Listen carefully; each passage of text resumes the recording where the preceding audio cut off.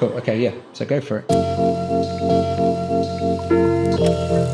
Yeah, so before the Euros, I had a lot going on with various brands. I did a day with Charlotte Tilbury, which I really enjoyed. Went to the shop, had a facial, that was nice.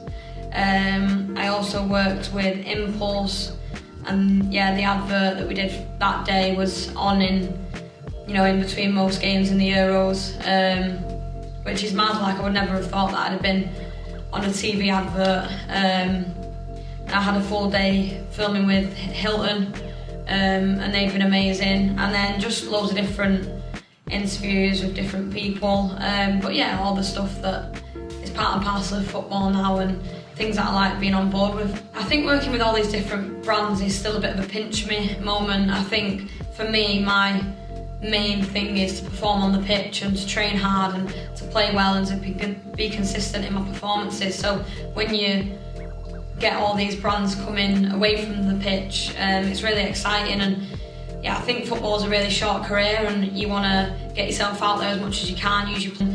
Get on board with all these different brands, and I've been lucky enough to work with so many, and so many big brands, and ones that I enjoy working with as well. So yeah, it's really good. My main focus is obviously on the pitch, but the stuff that comes because you're performing on the pitch is also amazing.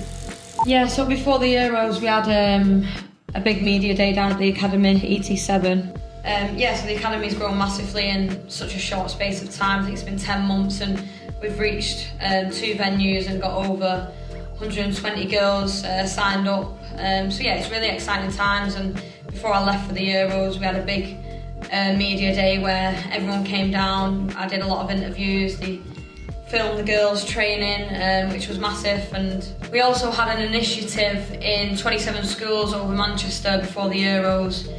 So the coaches were going into different schools, doing an assembly on women's football and the Euros, and getting all the kids involved. And I think it was amazing that they were going into schools, they were promoting women's football, and then all these young girls and boys were then going home and following us at the Euros. And then they do an assembly and then do a football session throughout the day, which, yeah, it's been massive. It's nice to be able to use my platform for something, and give young girls a place to come and enjoy football and start their journeys. But also, by going into the schools, it gives people a chance to get involved in football who probably haven't done before, or even learn about women's football when they've maybe not seen it before. So yeah, the Academy's been amazing, and hopefully we can continue growing that. And yeah, it's something that I'm really passionate about, and I know I've got an amazing team behind me who push it so much and work so hard. So yeah, it's all going really well so far. Pre-Euros, obviously you spend more time with her than anyone else. So what's that like at home? We managed to find time. It's hard. We said before tournament, she's super busy in terms of like brands and everything, everybody else building up to the tournament. But the Academy's busy, I'm busy myself, so we're kind of like passing ships before tournaments, to be fair. And after tournaments, it's kind of what the life we're used to now. But no, we find time to go out and have some food or to switch off, and I like to switch off from football. So yeah, we have Alba as well that we go out and do some stuff with. So it's always nice just to switch off. But like I say, leading up to tournaments, she tends to be very, very busy. So I just kind of let her do her thing and relax. And obviously the main focus is to try and win the tournament. As a footballer, it is quite difficult to balance everything.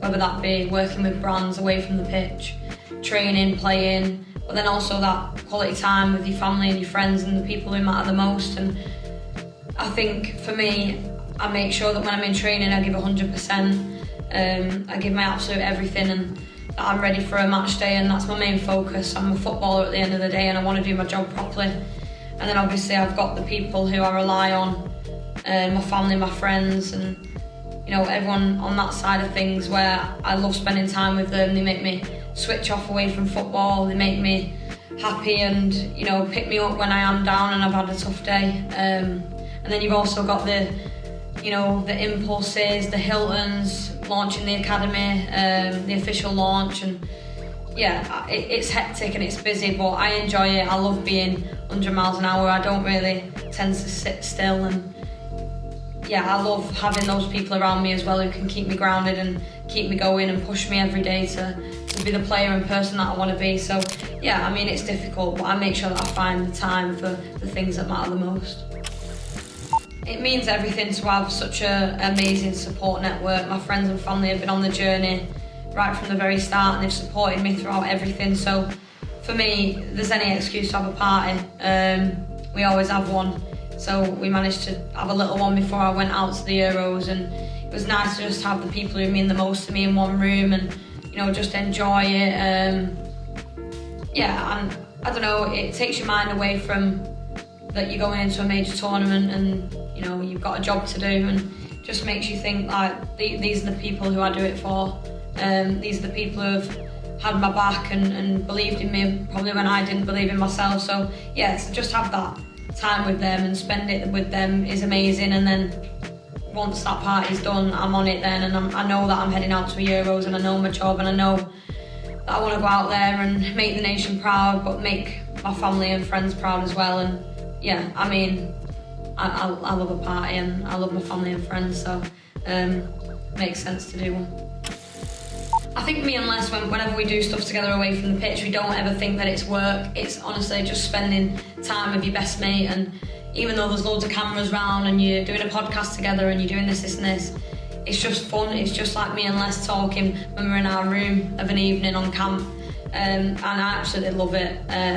I don't get to see her as much as I would like to, so when you have that time to shoot the podcast together, it's really nice and lets us catch up together and just have a laugh together. So I love it. I mean, I get to go on camps and spend however long with my best mate, but then also we do a podcast together and I get to spend that time with her as well. So yeah, it's amazing that we have each other on this journey. And I'm grateful that I do. And it's nice to be able to say that we've won things together, and hopefully we can continue to do that.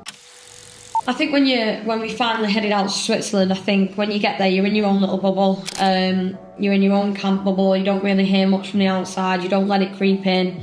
You don't watch the news. You don't read about things going on, and you're just there enjoying yourself. And we worked so hard on the build up to that camp to be ready for that first group game.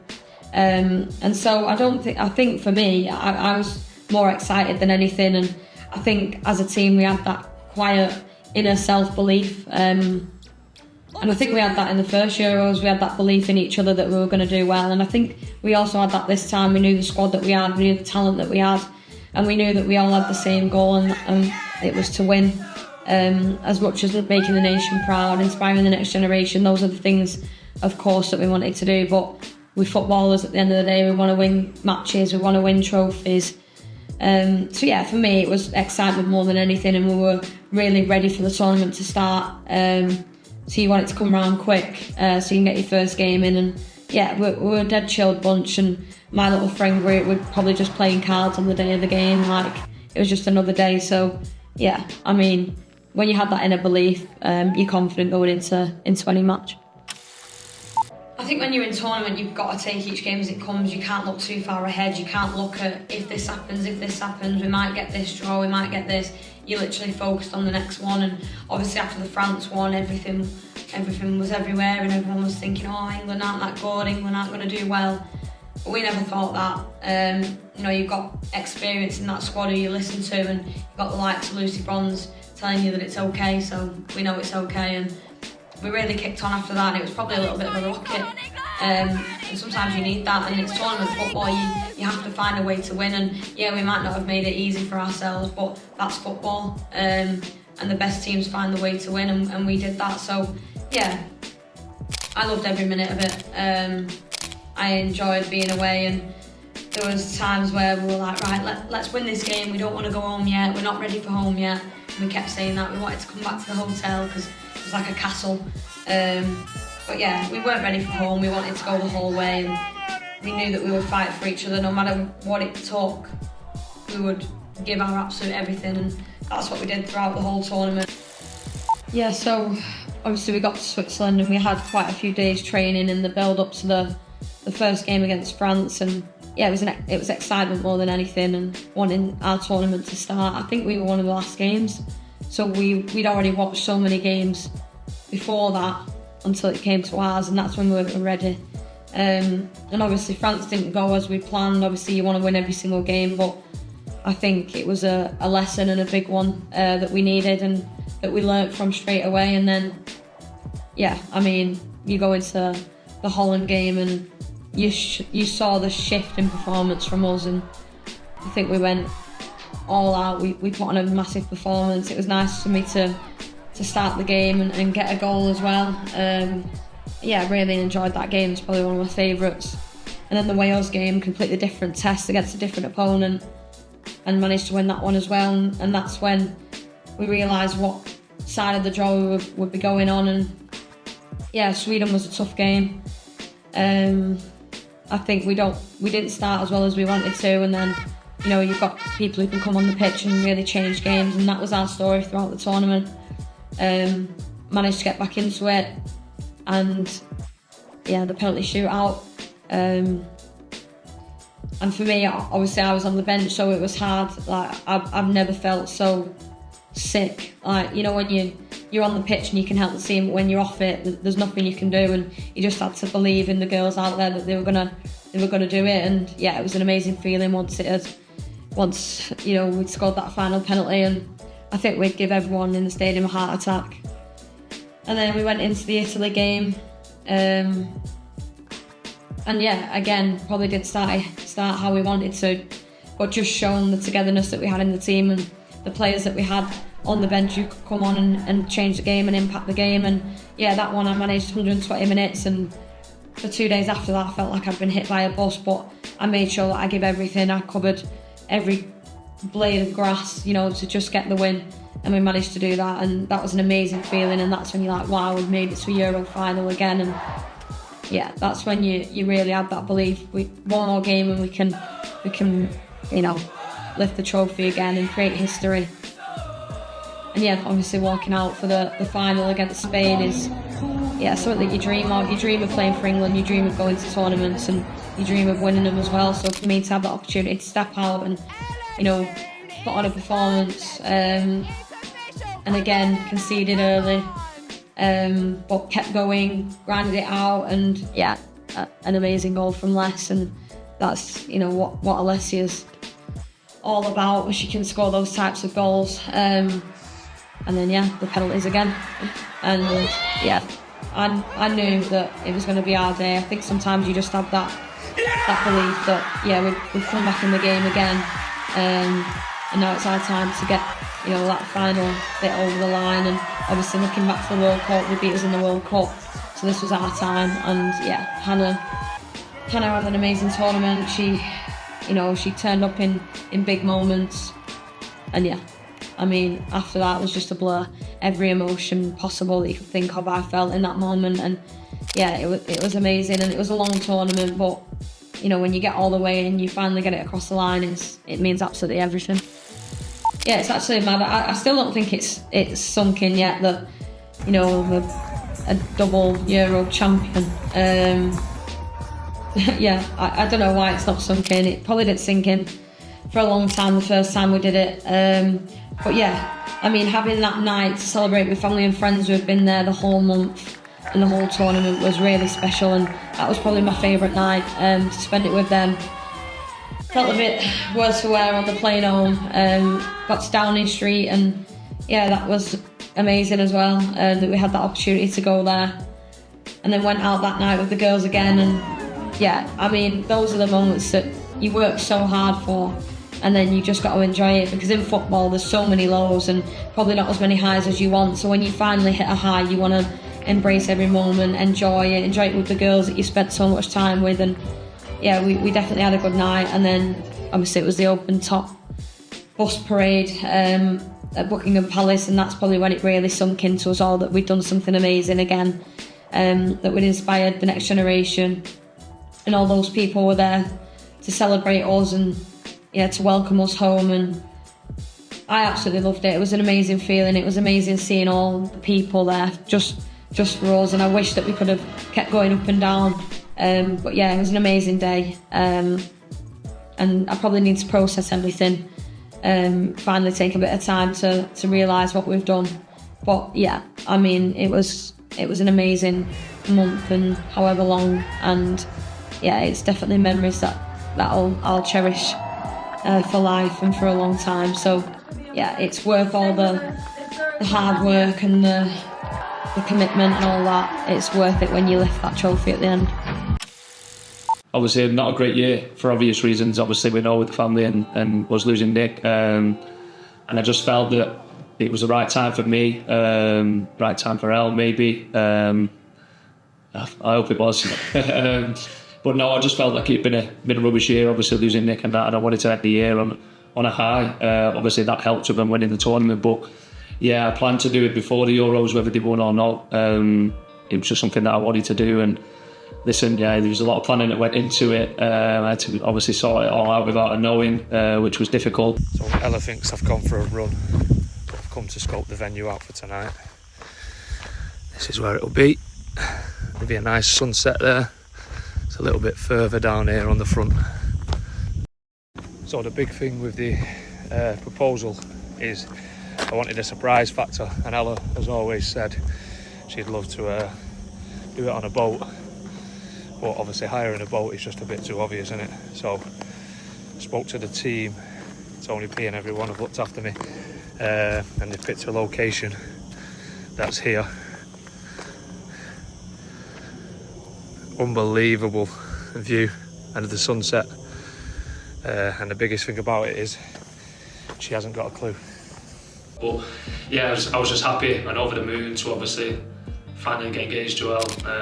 It's been something I thought about for a while, but obviously this summer was the perfect summer for me to do it. And like you say, the cherry on top of that is that they've won a tournament and we can properly enjoy it. So yeah, Ibiza was a bit crazy. I did get a few inklings where I thought she had a clue, but yeah, I managed to do all right and keep it away from her. Well, me and Joe booked Ibiza. It's one of our favourite places, and after the last Euros we went out to Ibiza and we had the best time. So I was just thinking, right, I need to get away, I need a bit of sun, need to just chill out, get away from everything. And then Joe got down on one knee and popped the question. And yeah, it was amazing. And for me, I didn't have a clue what was going on. I'm obviously oblivious, but it was hard because I was out there and I flew my dad out with my little boy, so I had to go meet my dad with the ring. So my little boy was having the ring at the Flowers and that set up. So I told Ella I was going in the sauna, and she knows I go in the sauna back home.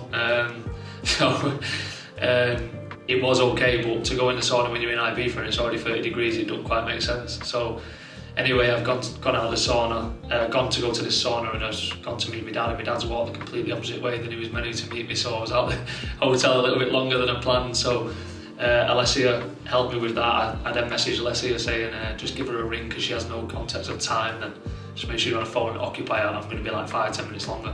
So when I got back, I'd had my top off and I'd done a bit of a run, so I was sweating, and so I'm just going to get straight in the pool, but she was on the phone to Alessia, so that helped me out loads. I thought, oh, I'm going to ruin this last minute, but no, I ended up, that was the only inkling I had, but other than that, everything was alright. Yeah, he made it better than I could have ever imagined, and yeah, I absolutely loved it, and that's still taking time to sink in as well now. So I'm trying to sink in that I've won a Euros, and now I'm sinking in that I'm a fiance. But yeah, it just topped off an unforgettable summer.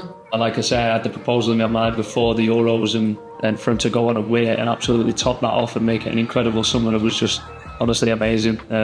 One like we'll never forget, and I know Ibiza's a iconic place for Ella to go every summer with her family, spending a lot of time there when she was growing up and that, but it's an even better place for us now, and it's a place that we can always go and celebrate and have that in our minds that we came here after being a European champion and got engaged. So yeah, an incredible summer, and yeah, not long now, a week or so, and then back to work, and it all goes back to normal.